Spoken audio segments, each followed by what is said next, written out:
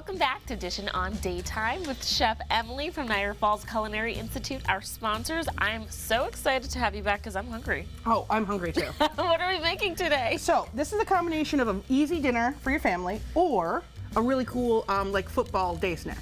Okay. So Football season. Yeah. I see what you're doing. Yeah, so this is very easy, very little mixing, a lot of squishing, some cutting. Okay. So I'm gonna show you guys a cool trick. So Hassleback potatoes are when you take potatoes and you cut them like this so they look like a little fan like that. So fancy. Yeah, so the easiest way to do this, so I've got 2 little lollipop sticks here, okay? So I'm gonna put these on the cutting board. I'm gonna give us a nice flat surface, so this is nice and stable.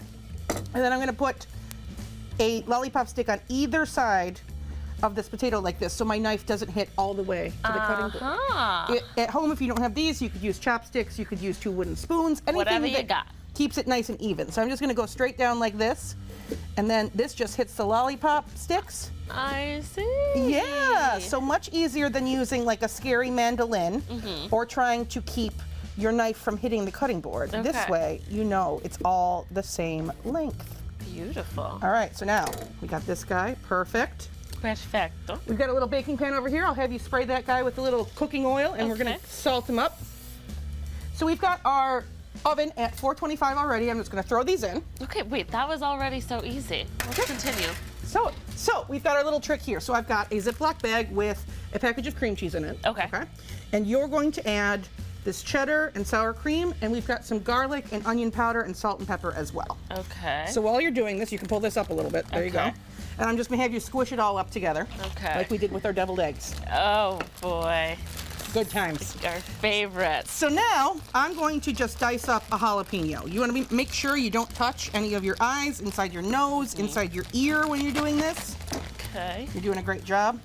I'm going to take out the middle parts here, all these membranes and the seeds, because these are pretty spicy. That's and the hot I have part. acid reflux. Okay. So we're just going to use the outer walls of this jalapeno. Doing great, doing great. Give it a good squish. I'm just going to cut this up really, really tiny. So into strips first, and then into little mincy bites. This certainly could be canned jalapeno if you wanted to, or those pickled ones. Any sort of flavor combo is fine with me. Okay.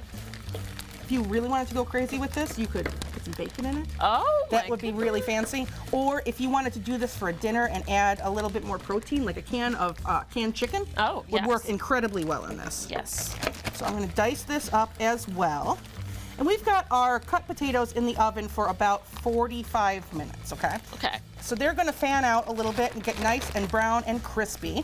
And then we're going to put this filling in that. So I'm going to put all of this into your Ziploc bag. Okay. You did a great job. She did a great job. Give that another little squish. Okay. And while you're doing that, I'm going to get our already cut and baked potatoes out of the oven. Beautiful. So when these guys are ready to go, they look like this. See how they fanned out a little bit?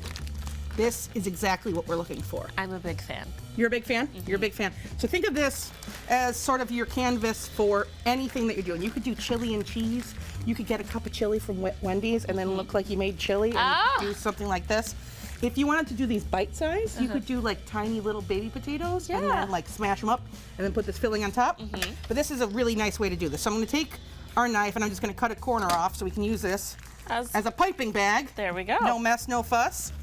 And I'm just going to squeeze this and sort of open up some of the little fan pieces of this potato. And this is going to sink down into all these little crispy bits and get sucked up by this potato. Yum. And all this cheese is going to melt. So this only takes another about 10 minutes back in the oven. Okay. So I'm going to throw these back in, and we got some for you to taste. Okay. She's hungry, folks. I'm hungry.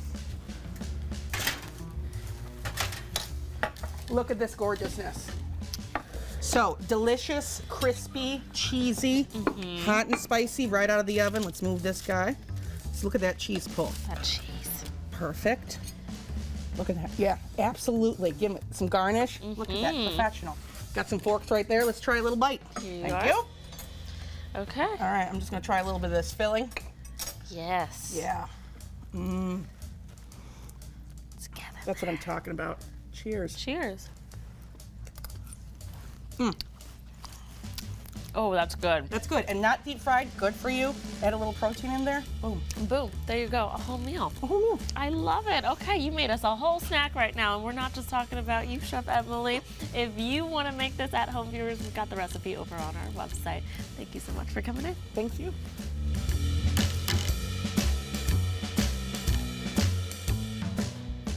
Thanks to our sponsors at the Niagara Falls Culinary Institute. If you want to make this at home, you can find the full recipe on our website at daytimebuffalo.com.